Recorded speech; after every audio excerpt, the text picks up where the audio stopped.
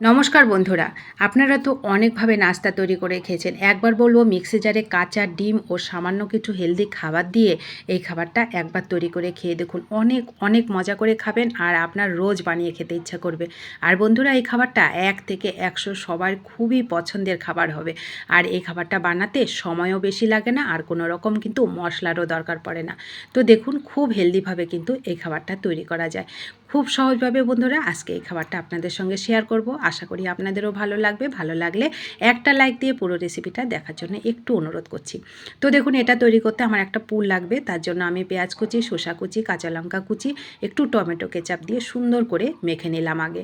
তো মাখাটা হয়ে গেল, আমি এটাকে সাইডে রেখে এইবার আমি বাকি উপকরণগুলো রেডি করে নেব। প্রথমে একটা মিক্সি জার নিলাম, এর মধ্যে দিয়ে দিলাম আমি মিষ্টি আলু, রাঙা আলু যেটা, সেটা আমি মিডিয়াম সাইজের দুটো সেদ্ধ করে হাতে ভেঙে এর মধ্যে দিয়ে দিলাম। খোসা ছাড়িয়ে নিয়েছিলাম, তো এটা সেদ্ধ করে মিক্সি জারের মধ্যে দিলাম। মিষ্টি আলু দিয়ে বন্ধুরা আপনারা তো অনেক খাবার খেয়েছেন, একবার বলবো এই খাবারটা তৈরি করে খেয়ে দেখুন, অনেক অনেক মজা পাবেন। খুবই হেলদি আর খুবই সুস্বাদু কিন্তু একটা খাবার। আর বেশি তেলও লাগে না, বেশি মশলাও লাগে না। তো এখানে আমি একটুখানি দুধ দিলাম, খুবই সামান্য, হাফ বাটির থেকেও কম একটু লিকুইড দুধ দিলাম। আর একটু পেঁয়াজ কুচি, একটু কাঁচা লঙ্কা কুচি আর দুটো ডিম এখানে দিলাম।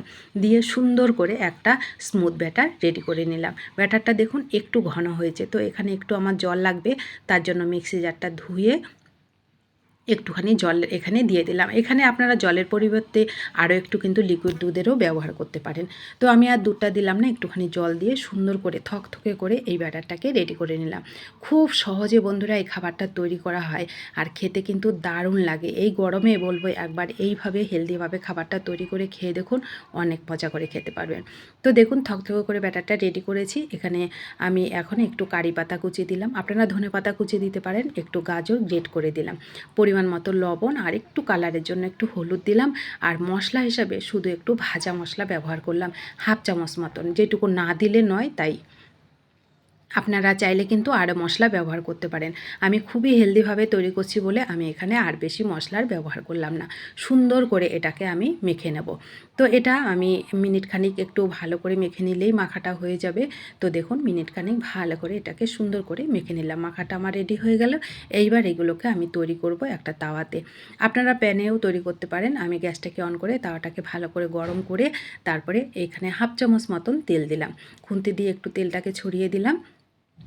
তারপরে এক হাতা করে এর মধ্যে দিয়ে দেবো। গ্যাসটাকে একদম লো করে রাখবো, কারণ এখানে যেহেতু মিষ্টি আলু আছে আর দুধ দেওয়া আছে, তার জন্য কিন্তু এটা পুড়ে যাবে তাড়াতাড়ি। তো তার জন্য গ্যাসটাকে একদম লো করে রাখবেন।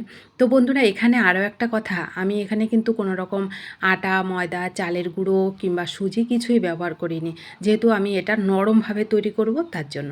তো আপনারা চাইলে এখানে আটা, ময়দা কিংবা চালের গুঁড়ো যদি একটু শক্ত খেতে চান তাহলে 2 চামচ ব্যবহার করতে পারেন। তো দেখুন, গ্যাসটাকে লো করে রেখে আমি মিনিট খানিক ঢেকে রেখেছিলাম। তারপরে এটাকে খুব সাবধানে একটু উল্টে দিয়ে আরও মিনিট খানিক আবার ঢেকে রেখে 2 পিঠ সুন্দর করে আমি ভেজে এটাকে তুলে নিলাম। এইভাবে তৈরি করলে কি হয়, একদম নরম হয়, মুখে দিলে এই খাবারটা মিলিয়ে যায়। আর আটা, ময়দা, সুজি, চালের গুঁড়ো সেগুলো যদি দেন 2 চামচ, সেক্ষেত্রে এই ব্যাটারটা মানে এই খাবারটা একটু হালকা একটু শক্ত শক্ত ভাব হয়। সেক্ষেত্রে খাবারের স্বাদটা আবার অন্যরকম হয়।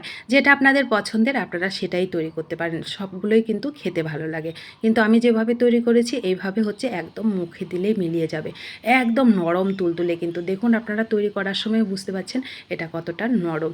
তো দেখুন, গ্যাসটাকে লো করে রেখে আমি সমস্ত নাস্তাগুলো একে একে তৈরি করেছি। এগুলো তৈরি করতেও কিন্তু খুব বেশি সময় দরকার পড়ে না, খুবই কম সময়ে এই নাস্তাগুলো তৈরি হয়ে যায়। তো রেডি হয়ে গেল আমার দারুণ স্বাদে হেলদি নাস্তা। একটা তৈরি করতে আমার হাফ চামচ তেলে কিন্তু নাস্তাগুলো তৈরি হয়ে গেছে। তো কেমন লাগলো আপনাদের কাছে অবশ্যই কমেন্ট করবেন। ভালো লাগলে শেয়ার করতে ভুলবেন না, আর বাড়িতে তৈরি করে খেতে কিন্তু একটুকু ভুলবেন না। অবশ্যই না খেয়ে থাকলে এরকম নাস্তা একবার তৈরি করে খেয়ে দেখবেন, দেখবেন অনেক মজা করে খেতে পারবেন। এই গরমে তেল মশলা খাবারের থেকে একবার বলবো এরকম হেলদি খাবারগুলো তৈরি করে খান।